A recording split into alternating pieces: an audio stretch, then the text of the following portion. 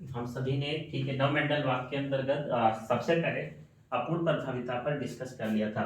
भाग 6 के इसी वीडियो लेक्चर में वीडियो की लेंथ बड़ी होने के कारण मैं ये दो वीडियो में आपको शेयर कर रहा हूँ। तो इस वीडियो लेक्चर में हम सभी लोग सह प्रभाविता पर डिस्कस करेंगे। ठीक है, सबसे पहले हम ये जान लेते हैं सह प्रभाविता क्या है। तो वर्ड्स को क्लियर करेंगे, इसे हम सह प्रभाविता या कोडोमिनेंस भी कहते हैं। सप्रभाविता का मतलब ये होता है, सा मीन्स अगर हम इस शब्द का अर्थ निकालें तो बायोलॉजी के शब्दों का अर्थ आप आसानी से निकाल सकते हैं। सा मीन्स होता है साथ साथ, प्रभाविता मीन्स होता है प्रभावी रूप से दिखाई देना, यानी ऐसे कैरेक्टर्स, ऐसे लक्षण जो दो दो लक्षण एक साथ प्रभावी रूप से डोमिनेंट रूप में दिखाई देते हैं, ऐसे थ्योरी को हम सहप्रभाविता कहते हैं। को means together, dominance means dominance होना, यानी एक साथ लक्षणों का एक साथ दिखाई देना प्रभावी रूप में, ये सहप्रभाविता कहलाते हैं। सबसे पहले ये देख लेते हैं इसकी खोज किसने की थी। सहप्रभाविता की खोज सर्वप्रथम शेरमार्क नामक साइंटिस्ट ने किया था। और कहां पर किया था, तो इन्होंने मवेशियों का रंग, मवेशी कौन होते हैं, लाइक सम हर्बीवोरस एनिमल्स जिन्हें हम अपने घरों में पालते हैं, ग्रेजिंग करते हैं, इन मवेशियों के रंग पर इन्होंने इनके स्किन कलर्स या इनके बाह्य एक्सटर्नल कलर्स के ऊपर अपना प्रयोग करके मवेशियों रंग पर प्रयोग करके अपने सहप्रभाविता की खोज की। आप सभी ने देखा होगा जनरली हमारे विलेज में या हमारे गांव में दो अलग अलग प्रकार के या दो से अधिक चितकबरे रंग के मवेशी पाए जाते हैं। तो देख लेते हैं इन्होंने प्रयोग क्या किया।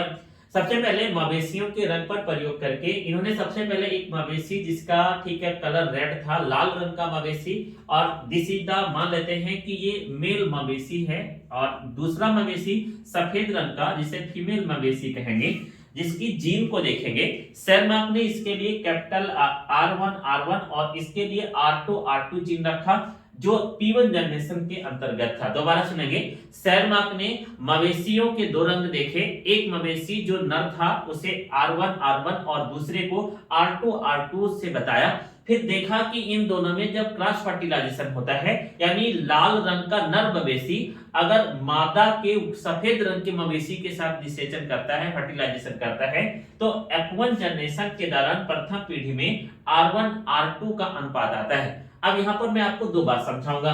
मेंडल ने जो बताया था कि कैपिटल टी स्मॉल टी और then capital T small T, जिसके कारण प्लांट लॉन्ग होता था, लंबा होता था। इसके पहले अभी जल्द ही तुरंत मैंने आपको एक थ्योरी समझाई कि जिसमें कैपिटल आर स्मॉल आर, इसके कारण कैपिटल आर स्मॉल आर और ये प्लांटिंग होते थे, यानी इसमें ये वाला लक्षण दोनों प्रभावी नहीं था, तो इनकम्प्लीट डोमिनेंस। इसमें केवल ये वाला लक्षण प्रभावी था जिससे लंबा है, तो कंप्लीट डोमिनेंस। अब यहां देखेंगे, ना तो रेड कलर का लक्षण और ना तो व्हाइट कलर का लक्षण, इन दोनों लक्षणों का एक साथ मिश्रण हो जाने से F1 जनरेशन में सीतारुण, जिसे हम चित कबरा भी कह सकते हैं, यानी ठीक है सीतारुण, रोयन या चित कबरे एक ही बात है। यानी इसमें आप कल्पना करें, देख सकते होंगे या देखे होंगे कि सफेद रंग के मवेशियों पर व्हाइट कलर के धब्बे पाए जाते हैं, या ठीक है लाल रंग के मवेशियों पर सफेद कलर के धब्बे पाए जाते हैं।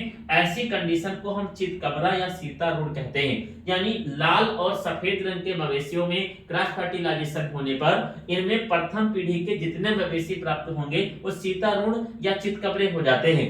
अब सहप्रभाविता मतलब R1 और R2 दोनों जीन के लक्षण इस मवेशी में दिखाई देते हैं, इसलिए इसे सहप्रभाविता कहा गया। इसके बाद में शेरमार्क ने F1 जनरेशन से F2 जनरेशन के लिए R1 R2 की 4 जीन को अलग अलग पृथक किया और पुनः R1 R2 से क्रॉस फर्टिलाइजेशन कराया। तो क्या देखा कि प्रथम में R1 यानी लाल मवेशी, दो मवेशी सीतारूढ़ यानी रैन R1 R2 और एक मवेशी सफेद यानी R2 रंग का प्राप्त होता है। अब मैंने आपको एक बार फिर याद करा दे रहा हूं, मैंने प्रथम थ्योरी में बताया था मेंडल को दादा, यानी मेंडल के नियमों पर फिर इन्हें आना पड़ता है और इन्हें 1:2:1 के मवेशी प्राप्त होते हैं, जो मेंडल ने अपनी प्रभाविता के नियम के दौरान बताया था। यहाँ पर देख लेते हैं उदाहरण में, ठीक है, हमें ऐसा अनुमान लग रहा है कि या हम समझ सकते हैं कि आपको 100% समझ में आ रहा होगा। आगे देखेंगे उदाहरण में, मवेशियों का रंग सैर मापने, मवेशियों का रंग सैर मापने मवेशियों के रंग के जीन का प्रयोग करते समय दो विपरीत रंग लाल R1 R1 व सफेद R2 R2 मवेशियों के बीच निषेचन के पश्चात, यानी इनमें जब फर्टिलाइजेशन कराया तो F1 जनरेशन में इन्हें R1 R2 की जीन वाले मवेशी मिलते हैं जिनका रंग सीतारुण या चितकबरा होता है। इसके बाद में जब F1 से पुनः इन्होंने F2 जनरेशन के मवेशियों को निर्मित किया तो उनमें 1:2:1 का अनुपात प्राप्त होता है। निष्कर्ष क्या मिला, सप्रभाविता में कारक या जीन स्थानांतरण के दौरान एक से अधिक यानी दो जीन एक साथ मिलकर एक साथ कार्य करते हैं और नया लक्षण डेवलप करते हैं। एक बार मैं पूरा रिवाइज कर देता हूं। सप्रभाविता मतलब साथ साथ प्रभावी रूप से लक्षणों का दिखाई देना। मेंडल के अनुसार केवल एक जीन का लक्षण दिखाई देता था जो प्रभाविता का नियम था। कार्ल कोरेंस के अनुसार दोनों जीन का लक्षण नहीं दिखाई देता था, कोई नया लक्षण डेवलप होता था जिसे अपूर्ण प्रभाविता कहा गया। सहप्रभाविता R1 R1 R2 R2 then cross fertilisation F1 generation R1 R2 और वे मवेशी चितकबरे हुए, ना तो लाल हुए ना तो सफेद हुए।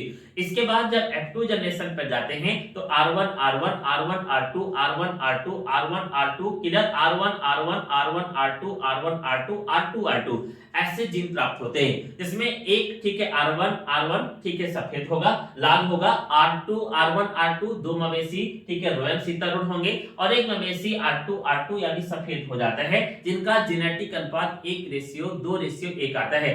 सप्रभाविता ये कहता है कि दो जीन या कारक एक साथ प्रभावी रूप में कार्य करते हैं और दोनों जीन या कारक के लक्षण दिखाई देते हैं। इस वीडियो सेगमेंट में हमने नव मेंडलवाद की दो थ्योरियों पर डिस्कस कर लिया है। पहला आपका था अपूर्ण प्रभाविता और दूसरा है सप्रभाविता। अभी हमें इस थ्योरी इसमें नव मेंडलवाद के अंतर्गत एक बड़ी थ्योरी और डिस्कस करना है जिसे बहुविकल्पता मल्टीपल एनालिसिस कहते हैं, जिसे हम भाग 6 में डिस्कस करेंगे। धन्यवाद। आप लगातार पढ़ाई करते रहे, मेहनत करते रहे। हमारा पूरा प्रयास रहेगा कि हम बायोलॉजी में आने वाले बोर्ड एग्जाम के पहले ही जितना मैक्सिमम चैप्टर और टॉपिक हो पाए आपको क्लियर कर पाए और आप लगातार मेहनत करते जाए। आपके लिए और आपके बोर्ड एग्जाम के लिए बहुत बहुत शुभकामनाएं।